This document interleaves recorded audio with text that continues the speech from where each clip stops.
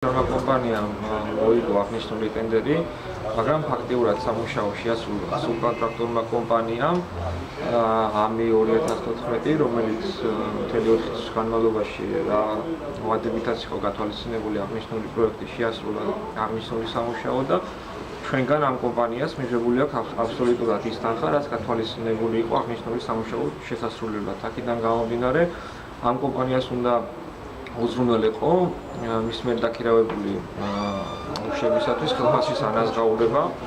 ჩვენთვის ეხლახან გახდა პრობლემა რამოდენიმე დღის უკან, რომ დავალიანება არსებობდა მუშების მიმართ და არ იყო არანაირი თანხა გასტუმრებული.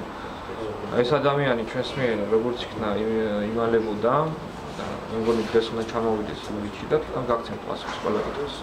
ისე თქვენ ბოლოს როდის ჰქონდათ ბატონ ამირანთან კონტაქტი? კონტაქტი წინა წელს, როცა შეასრულა სამუშაო და დოკუმენტაციის გასაფორმებლად ვიყავით ჩამოსული, მის შემდეგ არ მინახავს, ტელეფონით მოხერხდა, მხოლოდ და მხოლოდ დღეს დაკავშირება. ჩვენი წარმომადგენელი ესაუბრა აბსოლუტურად უცნობ ტელეფონზე. თვითონ დაგვიკავშირდა და როგორც განმარტა დღეს უნდა ჩამოვიდეს მერიაში და შეხვდეს მუშებს.